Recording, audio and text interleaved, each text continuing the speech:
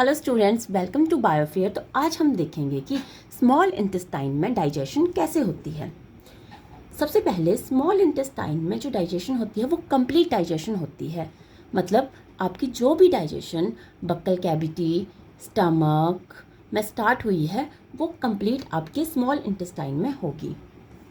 यहाँ carbohydrates, proteins, fat और nucleic acid की डाइजेशन होगी। यह एक कंप्लीट डाइजेशन यहाँ होगी, आपको देखने को मिलेगी।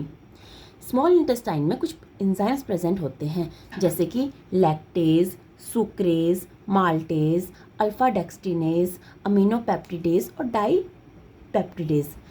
लैक्टेज, सुक्रेज, माल्टेज और अल्फा डेक्सट्रिनेज कार्बोहाइड्रेट को ब्रेक करने में हेल्प करते हैं। यह कार्बोहाइड्रेट की डाइजेशन करवाते हैं। जब आपने बक्कल कैविटी में कार्बोहाइड्रेट की डाइजेशन पढ़ी थी तो वहाँ पे अल्फा बन 4 बॉन्ड अल्फा अमाइलेज तोड़ रहा था, वहीं अल्फा बन 6 बॉन्ड अल्फा डेक्सट्रिनेज तोड़ता है और कार्बोहाइड्रेट की कंप्लीट डाइजेशन करवाता है।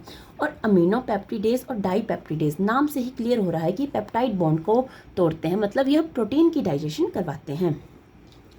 उसके बाद पैनक्रियाज से कुछ एंजाइम्स स्मॉल इंटेस्टाइन में एंटर करते हैं जो कि हैं आपके ट्रिप्सिन, पैनक्रियाटिक लाइपेज, काइमोट्रिप्सिन और पैनक्रियाटिक अमाइलेज।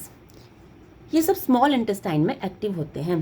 पैनक्रियाटिक अमाइलेज का वैसा ही वर्क है जैसा कि अल्फा अमाइलेज का है। दोनों ही कार्बोहाइड्रेट की डाइजेशन करवाते हैं और दोनों ही अल्फा 1,4 बॉन्ड की डाइजेशन करवाते हैं। वहीं ट्रिप्सिन आपके प्रोटीन को ब्रेक करता है।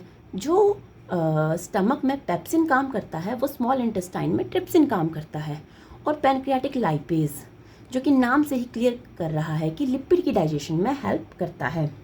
तो कुछ जूसेस या फिर एंजाइम्स लीवर से आते हैं आपके स्मॉल इंटेस्टाइन में, जिसको आप बाइल जूसेस कहते हैं। यह फैट की डाइजेशन के लिए हेल्पफुल होते हैं।